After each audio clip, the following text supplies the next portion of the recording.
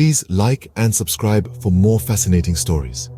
Ever wondered how the infamous Pirates of the Caribbean Sea came to be? The birth of piracy is a tale as tempestuous as the sea itself. In the age of exploration and colonialism, the Caribbean Sea was a bustling trade route, a glittering prize for those daring enough to seize it. The socio-political landscape was ripe for the rise of piracy. Governments were far away, and the law was a distant echo in these vast waters. For many, becoming a pirate was a desperate choice, a wild gamble for freedom and fortune. From this chaos emerged infamous figures, names that would strike fear into sailors' hearts: Blackbeard, Calico Jack, and Bonnie. Their deeds were as notorious as their names. They ruled these waters, their audacity only matched by their cruelty. So, piracy was born out of necessity and desperation, but it quickly evolved into a ruthless and feared force. As the 17th century rolled in, the Caribbean Sea braced itself for what we now call the Golden Age of piracy. This was a time when pirates dominated the sea, their names echoing in the whispers of fear-stricken sailors and in the curses of desperate ship captains. The Golden Age, roughly spanning the late 17th to early 18th century, marked the zenith of pirate power. It was a time when pirates were not only a menace but a force to reckon with, their influence extending far beyond the sea into the realms of politics and society. This era bore witness to some of the most notorious pirates history has ever known. Men like Edward Teach, better known as Blackbeard, a figure so fearsome that his very name struck terror into the hearts of sailors. His ship, the Queen Anne's Revenge, was said to be as formidable as the man himself, equipped with 40 cannons and crewed by a band of the most ruthless pirates. Then there was William Kidd, a man who started his career as a privateer only to turn pirate. His story is a testament to the thin line between legality and criminality in those turbulent times.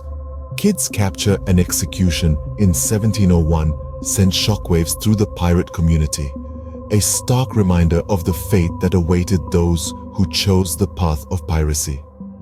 And let's not forget Anne Bonny and Mary Read, two women who proved that piracy was not a man's world. Their exploits were as audacious as their male counterparts, their names etched in the annals of piracy.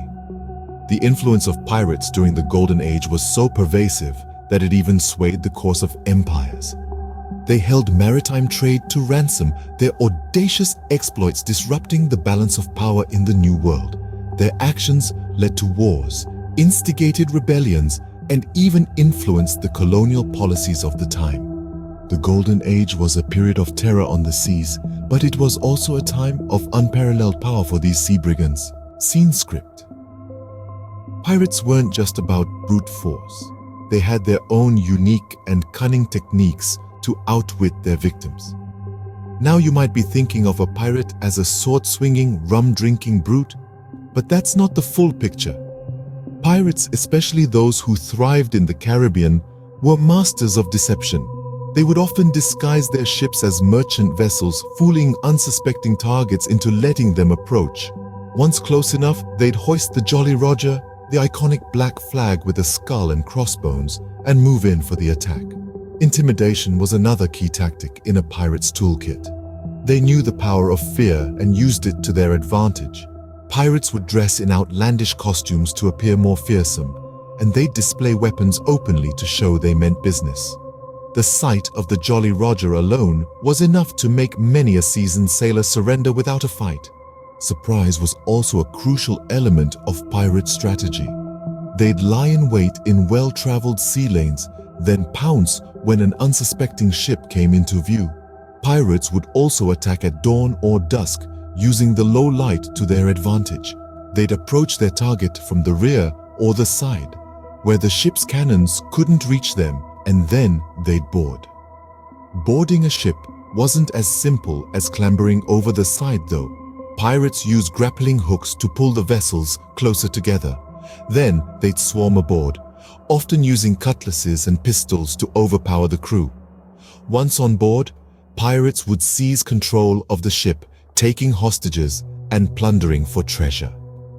Their tactics weren't always violent, though. Pirates were also known to use psychological warfare, promising leniency to those who surrendered quickly and threatening slow, painful deaths to those who resisted. This often resulted in quick surrenders, allowing pirates to take control without a fight. Their techniques were as varied as they were ruthless, making them a formidable enemy on the seas. So next time you think of a pirate, remember, they were more than just rum-swigging swashbucklers.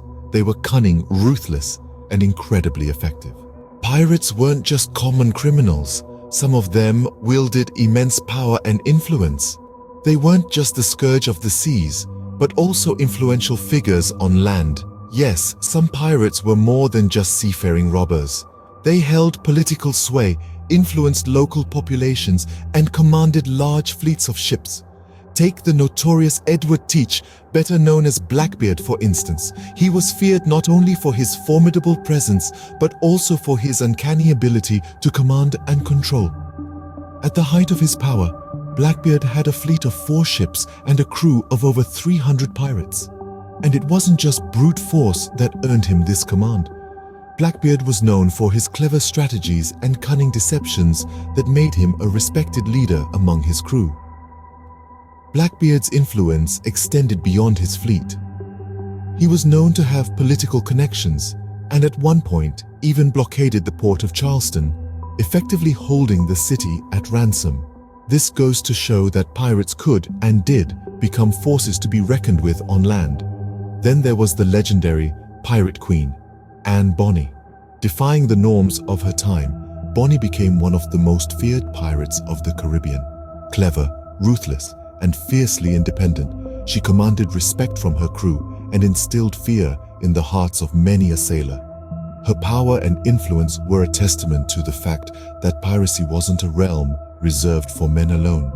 These pirates, and many others like them, wielded power that went beyond the ability to plunder ships. They were tacticians, leaders, and influencers. They could rally men to their cause, strategize complex naval attacks, negotiate with political figures, and even sway public opinion.